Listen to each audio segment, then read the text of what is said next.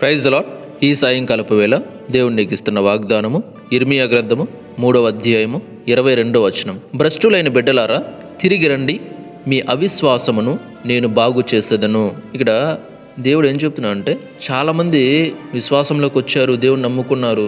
మొదట్లో వచ్చేసి దేవునితో సహవాసం ఎలా ఉండేదంటే, అసలు దేవుని సన్నిధిని విడిచిపెట్ట బుద్ధి కాదు, అలా ఉంటారు. సందు దొరికితే చాలు దేవుని సన్నిధికే, అవకాశం దొరికితే చాలు దేవుని సన్నిధిలోనే ఎంతసేపు కూడా దేవుడు దేవుడు దేవుడు దేవుడు అంటే పిచ్చి, దేవుని పిచ్చి అలా ఉండేవాళ్ళు. తర్వాత కొద్దిగా లోకంలోకి వెళ్ళడము, అలాగే పూర్తిగా లోకస్తులుగా మారిపోయి భ్రష్టులు అయిపోయినారు. పూర్తిగా దేవుణ్ణి విడిచిపెట్టేసి మరలా విగ్రహారాధనలోకి వెళ్ళిపోయిన వాళ్ళు చాలామంది ఉన్నారు.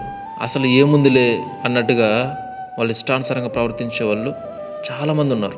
అలాంటి వారందరితో కూడా దేవుడు చెప్తున్నాడు ఏమంటే, భ్రష్టులైన బిడ్డలారా తిరిగి రండి, మీలో కలిగిన ఆ అవిశ్వాసాన్ని నేను బాగు చేస్తాను అని చెప్తున్నాడు అనమాట. మన దేవుడు నశించిన దాన్ని వెదకి రక్షించడానికి భూమి మీదకి వచ్చాడు. అలాగే ఎవరైతే విశ్వాస భ్రష్టులయ్యారో వారిలో విశ్వాసం నశించుంటుంది కదా, ఆ అవిశ్వాసం కలిగి ఉంటుంది కదా, ఆ అవిశ్వాసం వల్ల వాళ్ళు భ్రష్టులైపోయారు.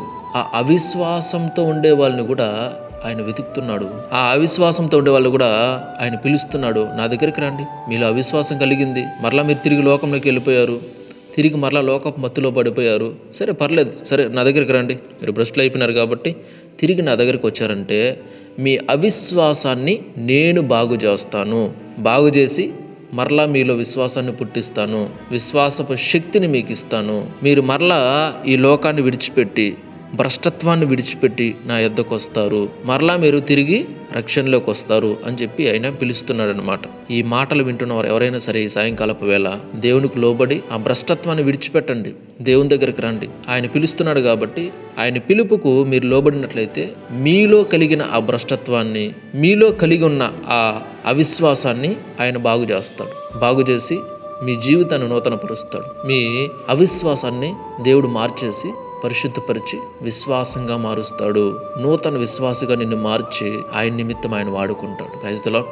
చాలామంది అవిశ్వాసం ఉందని తెలిసిన తర్వాత చాలా బాధపడుతూ కృంగిపోతుంటారు, నాలో ఎందుకు ఈ అవిశ్వాసం కలుగుతుంది. అలాంటి వారికి కూడా ఇది చాలా గొప్ప అవకాశం. రండి, ఆయన దగ్గరికి రండి, మీ అవిశ్వాసాన్ని ఆయన బాగు చేస్తాడు. Praise the lord.